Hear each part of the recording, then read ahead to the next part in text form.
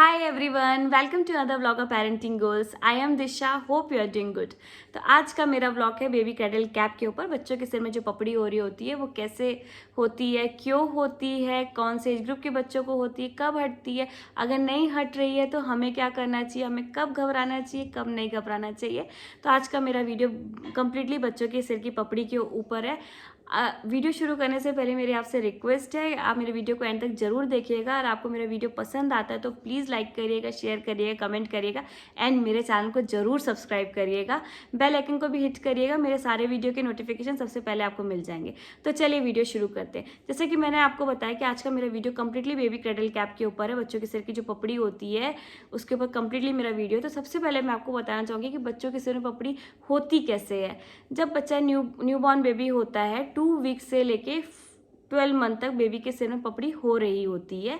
वो इसलिए होती है क्योंकि बच्चे के बॉडी में एक्सेसिव ऑयल का सिक्रेशन होता है ग्लैंड के थ्रू, तो उसके कारण पपड़ी बच्चों के सिर पर डिपॉजिट हो जाती है। अब आप मुझसे बोलेंगे सिर्फ सिर पे ही डिपॉजिट होती है, तो ऐसा नहीं है। जहाँ जहाँ बच्चों का पोर्शन ढका रहता है वहाँ वहाँ पपड़ी डिपॉजिट होती है।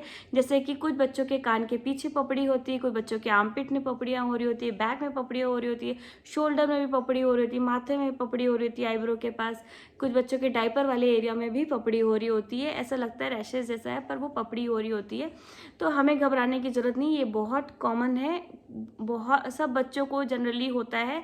और जिन बच्चों को नहीं भी हो रहा तो आपको घबराने की ज़रूरत नहीं है, वो भी कोई बात नहीं। पर बच्चों को हो रहा होता तो आपको घबराने की ज़रूरत नहीं। पपड़ियाँ बहुत कॉमन है, एक्सेसिव ऑयल सीक्रेट हो रहा होता है इसलिए पपड़ी हो रही होती है। इसके अलावा और कोई साइंटिफिक रीज़न नहीं मिला अभी तक साइंटिस्ट को।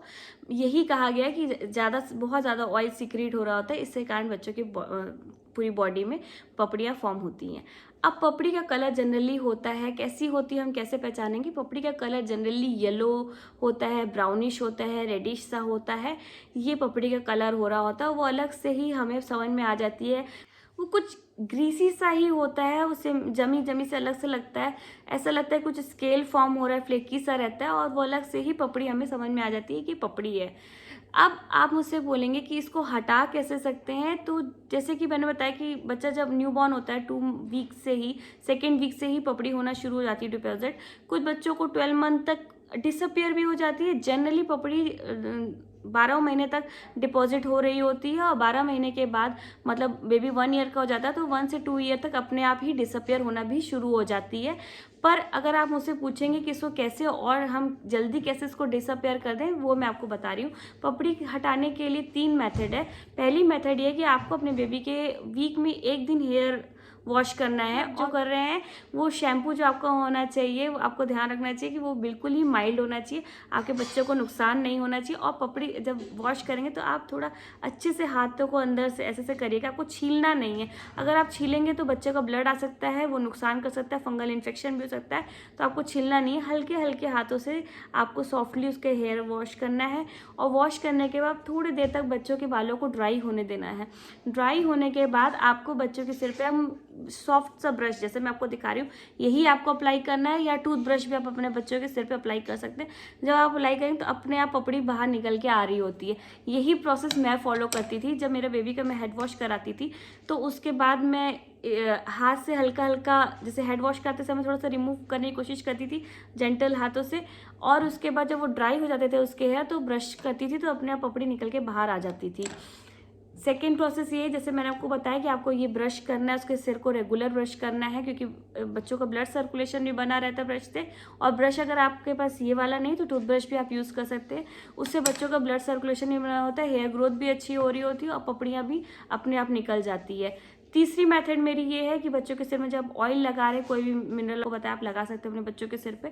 जब आप लगा रहे हैं तो जैसे तेल लगाए तब भी आपको अपने हाथों से ऐसे हल्के हल्के प्यार से सॉफ्टली बच्चों को ऐसे रब करना है, अपने आप पपड़ी निकल के बाहर आने लग जाती है उस प्रोसेस से भी। या पहली प्रोसेस जैसे मेरी थी कि बिल्कुल ड्राई कर देना है आपको, तो अपने आप पपड़ी छिलकर आ जाएगी, एकदम ऑयल उस समय नहीं अप्लाई करना है। सेकेंड प्रोसेस आपको ब्रश अप्लाई करना है, ब्रश से भी पपड़ी निकल आती है। ब्रश आप दोनों कंडीशन में अप्लाई कर सकते हैं, एकदम ड्राई हेयर में भी और ऑयली हेयर में भी, तो भी पपड़ी निकलने लग जाती है। और तीसरी, जैसे आप ऑयल अप्लाई करो तो हल्के हल्के हाथों से आपको बच्चों के सिर में मसाज देनी, तो अपने आप पपड़ी आपकी निकलने लग जाएगी। यही 3 प्रोसेस है पपड़ी निकालने की।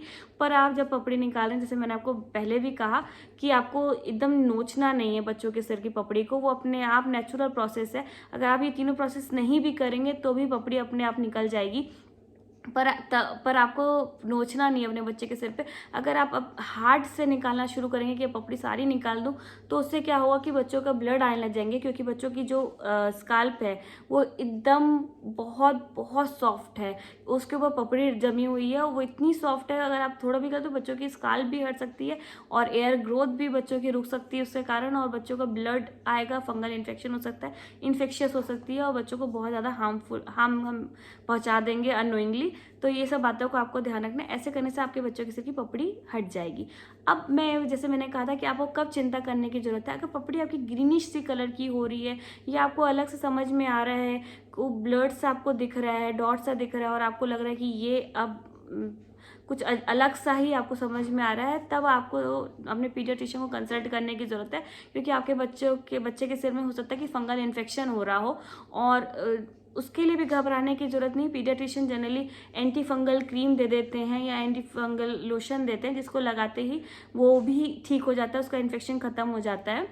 तो यही सब चीज़ों का आपको ध्यान रखना है और बिल्कुल चिंता नहीं करना, ये एकदम नेचुरल प्रोसेस है, अपने आप पपड़ी बनती है, अपने पपड़ी हट जाती है। तो आई होप आज आपको मेरा वीडियो पसंद आया हो। अगर आज आपको मेरा वीडियो पसंद आया तो प्लीज़ लाइक करिएगा, आपकी कोई भी क्वेरी है तो कमेंट करिएगा, आपको लगता है मेरा वीडियो किसी के लिए यूज़फुल है तो प्लीज़ उसे ज़रूर शेयर करिएगा, एंड मेरे चैनल को प्लीज़ ज़रूर सब्सक्राइब करिएगा, बेल आइकन को भी हिट करिएगा ताकि मेरे सारे वीडियो के नोटिफिकेशन सबसे पहले आपको मिल जाएंगे। तो चलिए अब मैं आपसे मिलती हूँ अपने अदर ब्लॉग के साथ, तब तक के लिए बाय बाय।